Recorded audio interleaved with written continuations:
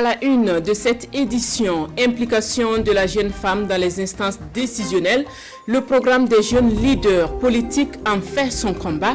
Avec le soutien de l'Institut général Tiemoko Margarango, 30 jeunes femmes reçoivent à Ouagadougou une formation afin de mieux s'affirmer en politique, comme vous le verrez dans cette édition. Et dans cette édition, l'hommage du CDP à Assimi Kwanda, décédé le 1er juin dernier à Abidjan, Côte d'Ivoire. L'homme sera inhumé aujourd'hui à Ouagadougou, mais avant, il retourne pour la dernière fois au siège du CDP, son parti politique. Moment plein d'émotions à suivre dans cette édition. Et dans cette édition, le président français annonce la fin de l'opération Barkhane. Emmanuel Macron parle de transformation profonde de la présence militaire française au Sahel et la mise en place d'une alliance internationale anti-djihadiste dans la région. Voilà pour les titres. Madame, Monsieur, bonjour. Comme je vous le disais, 30 jeunes femmes reçoivent à Ouagadougou une formation afin de mieux s'affirmer en politique. L'atelier se tient sur l'initiative du programme des jeunes leaders politiques et le soutien de l'Institut général Tiemoko Margarango.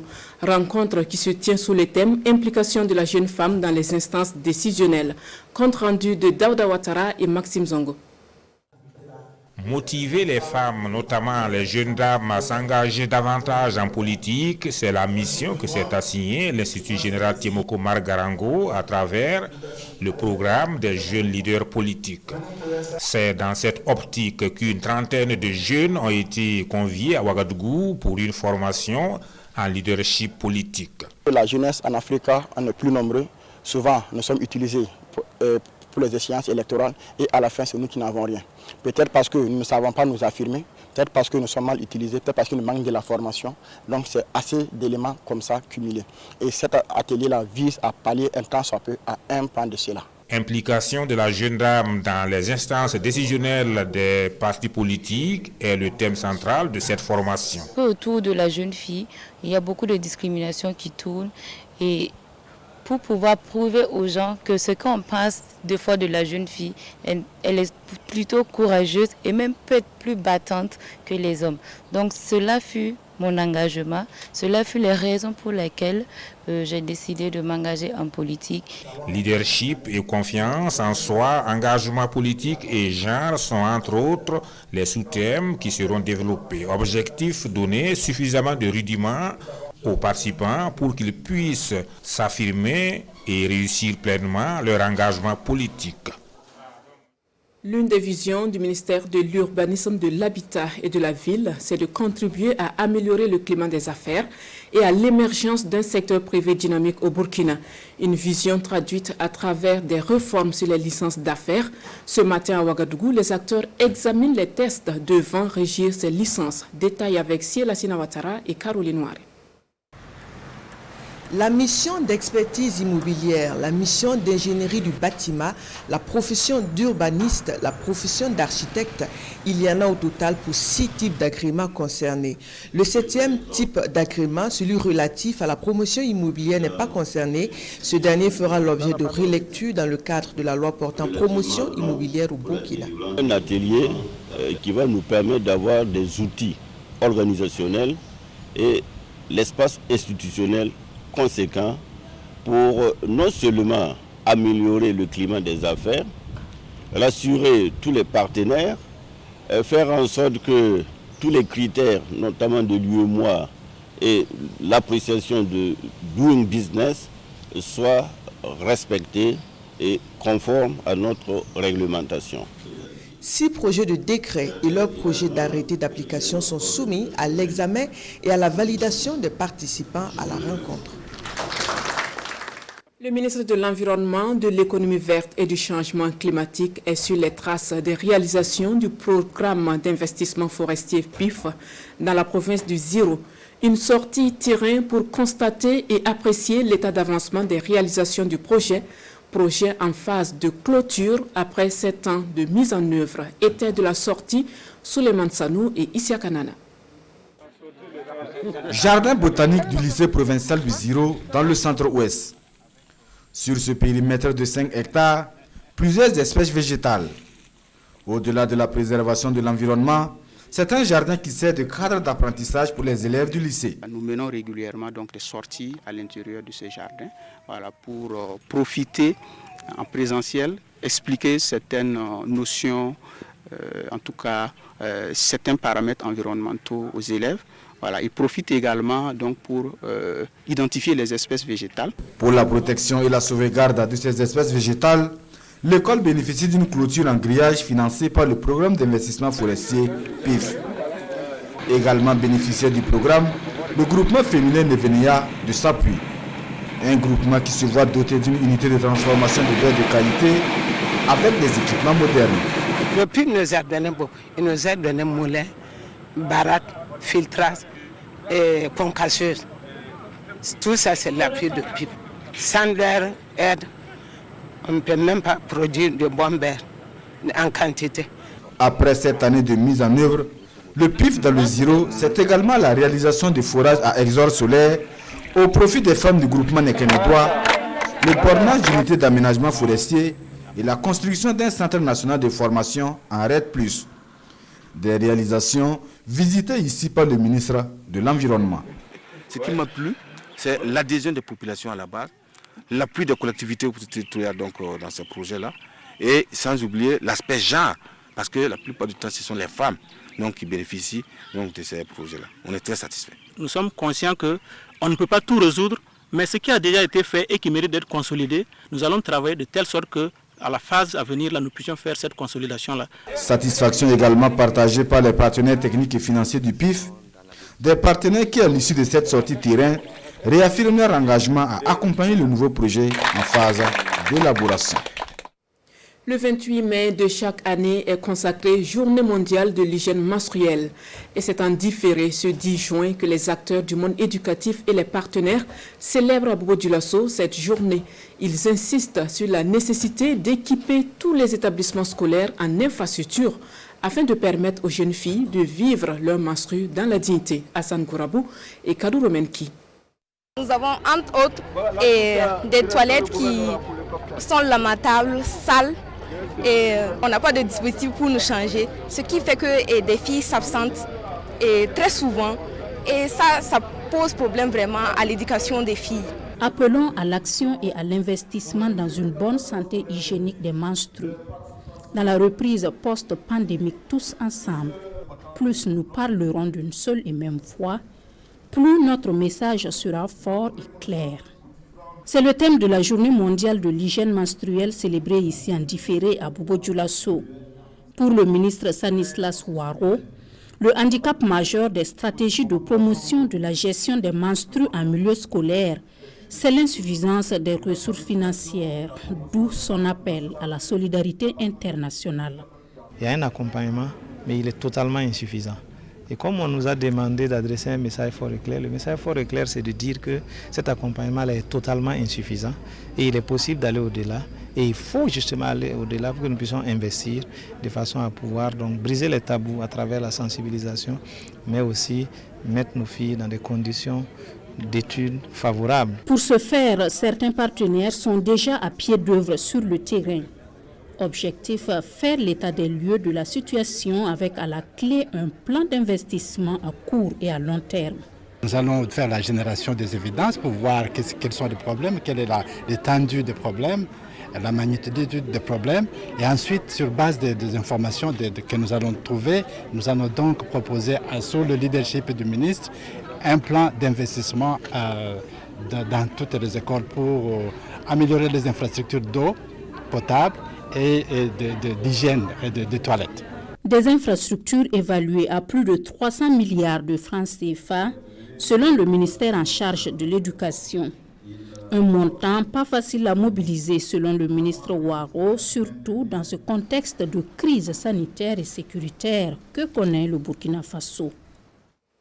Les professionnels de la santé au Burkina sont désormais unis au sein de l'interordre des professionnels de la santé. Ils vont ainsi défendre au mieux les intérêts de la profession et contribuer au développement d'un système de santé efficace. C'est une assemblée générale constitutive qui a permis la création de la fêtière et Alfred Santuidi est porté à sa tête, comme nous l'indiquent Gérard Sommet et Estelle Judith Assogba. Les autres professionnels de santé, les chirurgiens dentistes, les infirmiers et infirmières, les pharmaciens, les médecins, les sages-femmes et magnéticiens du Burkina décident de s'unir pour former une seule entité, l'inter-ordre des professions de santé. C'est ce qui ressort de cette assemblée générale constitutive. Et c'est Dr Alfred Sandwidi, président de l'Ordre national des pharmaciens du Burkina, qui est porté à la tête de cette nouvelle structure pour un mandat d'1 an non renouvelable. Nous souhaitons, dans le cadre de cet inter-ordre, être une force de proposition à l'endroit du ministère de la Santé. Et bien entendu, le cœur de métier des ordres professionnels, c'est la défense de nos professions, mais c'est la promotion de l'éthique et la déontologie dans l'exercice de nos professions. Mis ensemble, je suis sûr que nous allons pouvoir échanger régulièrement, renforcer la collaboration, la coopération interprofessionnelle, et cela va se ressentir jusqu'au lit du patient. Une union qui permettra aux acteurs de la santé de mettre en commun leurs compétences et leurs expertises dans l'intérêt de la santé publique des patients. Grâce à cet interordre, nous allons avoir une vraie force. Car l'union fait la force et l'ensemble des ordres qui vont se mettre ensemble, ils pourront mieux accompagner le ministère de la Santé et chacun en ce qui le concerne, œuvrer à ce que la déontologie et l'éthique soient respectées dans l'exercice, donc la médecine. Tout en comptant sur le soutien de leur ministre de tutelle, l'inter-ordre des professions de santé se veut être une institution dynamique, proactive, pour jouer pleinement les missions. Le ministère de la Communication et des Relations avec le Parlement annonce des réformes afin de donner une autre dynamique au concours Galien et aux UACO, universités africaines de la communication de Ouagadougou à Kaya depuis hier.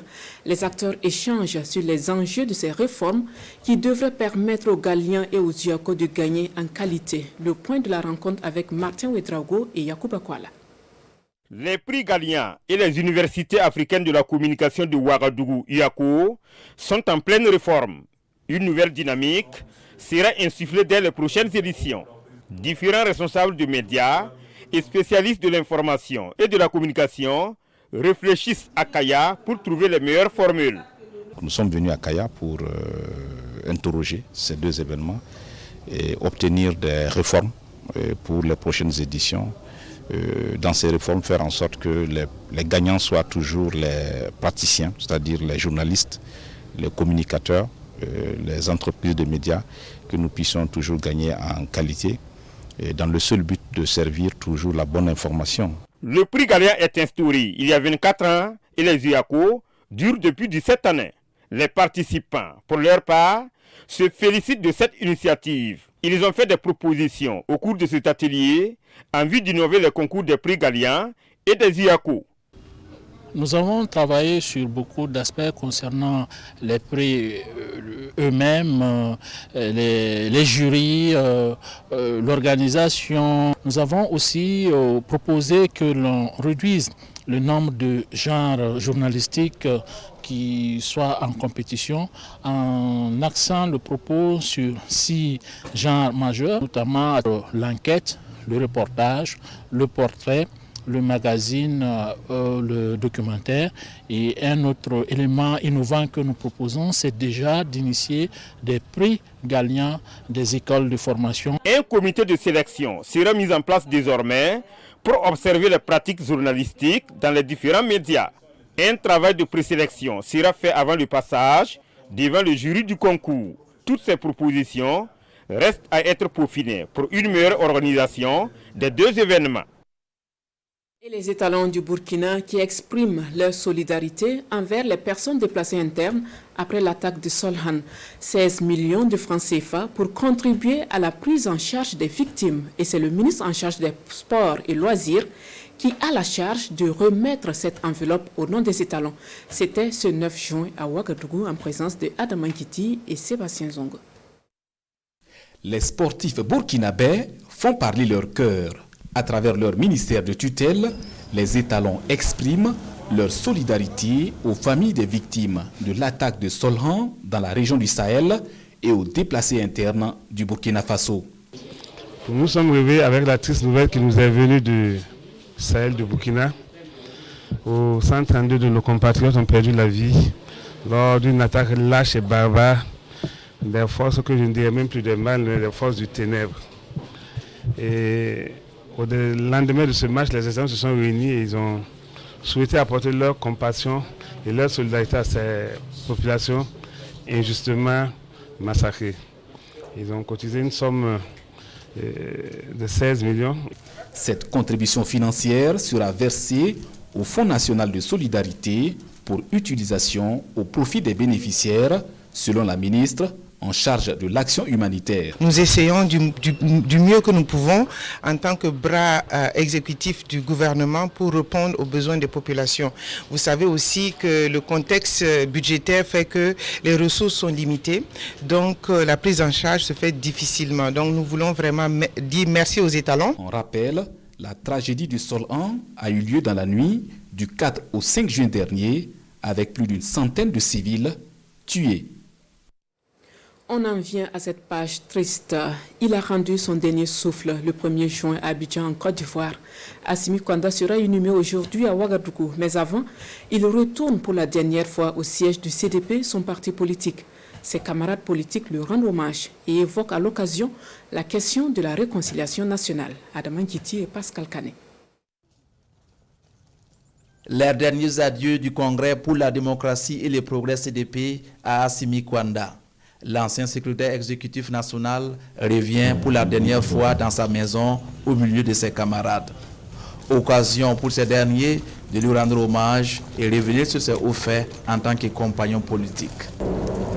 Tu as été un grand homme politique, un historien, grand islamologue, enseignant à l'université de Ouagadougou. Tu as été membre du comité de défense de la Révolution sous la RDP, puis maire de l'arrondissement 4 de Ouagadougou. Ta connaissance du monde arabe et tes compétences t'ont fait nommer ambassadeur du Burkina Faso au Maroc, puis ministre d'État, directeur de cabinet du président du Faso, secrétaire général adjoint, puis enfin secrétaire exécutif national du Congrès pour la démocratie et le progrès en 2012. Le temps ne permettra pas finalement à Assimi Kwanda de revenir au pays pour faire profiter le pays et son parti de son expérience. C'est donc une occasion pour ses camarades d'évoquer l'impérieuse question de la réconciliation nationale. Dans son exil en Côte d'Ivoire, il ne cessait de me dire, camarade vice-président, il faut qu'un jour on finisse par se parler à ceux qui nous ont fait cela, mais au bout du compte à se pardonner. C'est pour cette raison que j'ai évoqué ce souvenir, pour montrer que la politique a aussi dans notre pays été marquée par des moments douloureux.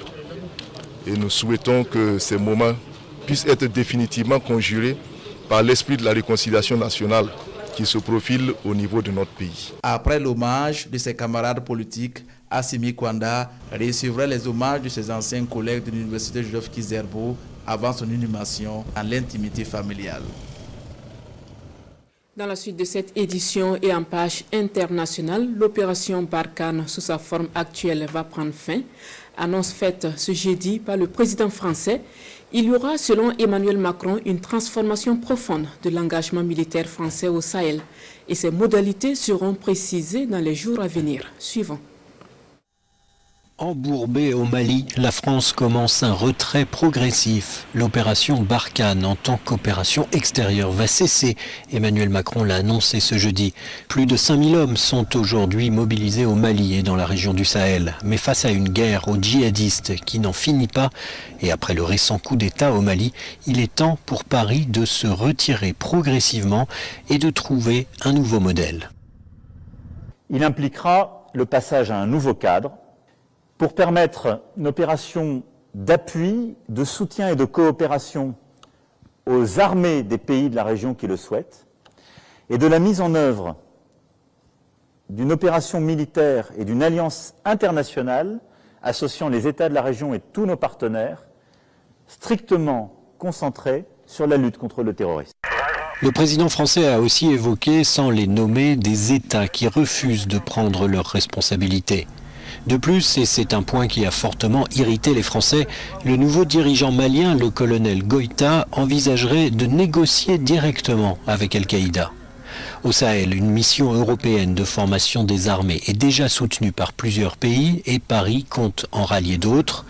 Mais le travail va se poursuivre surtout dans la lutte contre le terrorisme, dans le cadre d'une force appelée Takuba, dont la France va rester la colonne vertébrale, au moins jusqu'en 2030, avec plusieurs centaines de soldats. L'annonce à Paris du redimensionnement de l'opération Barkhane au Sahel et la neutralisation d'une quinzaine de terroristes à Gorguel, dans la commune d'Arbenda, font le chou gras des parutions de ce vendredi. La revue de presse, c'est avec Hadi Sandamba. Dernière nouvelle du front, une quinzaine de terroristes neutralisés à Gorguel, affiche l'observateur Palgas à une. Dans ces colonnes, le doyen de quotidien rapporte qu'un accrochage a eu lieu hier jeudi entre 12h et 13h entre une patrouille conjointe FDS-VDP et des hommes armés non identifiés à Gorguel, un village situé à 15 km de la commune d'Arbinda. De cet accrochage, une quinzaine de terroristes ont été neutralisés du butin saisi, mais 2 militaires et un VDP sont blessés. Une victoire engrangée à un moment où la lutte contre le terrorisme dans le Sahel prend un tournant décisif. OPEX Barkhane c'est fini, la France évite un bien Sahel, s'exclame aujourd'hui au Faso. Dans son édito, le journal fait un cours d'histoire de l'opération Barkhane née des cendres de Serval avec Jean-Yves Le Drian comme pierre angulaire. Et 9 ans après, ce dernier est à Abidjan pour inaugurer l'Académie internationale de lutte contre le terrorisme et assister aussi au requiem de Barkhane au Sahel. Au moment où il coupait le ruban pour officialiser l'ouverture de cette école militaire d'élite, à l'Élysée, Emmanuel Macron annonçait le redimensionnement de l'opération Barkhane, autrement dit, le départ des militaires français. Les raisons, selon mon confrère, peuvent être soit le décès du parrain Idriss Déby Itno, soit l'exécution de menaces face aux 2 putschs du colonel Goïta au Mali, soit encore un parfum électoraliste. Barkhane, ce sont des millions d'euros engloutis au Sahel. C'est également 50 cercueils et un sentiment anti-français, précise le journal.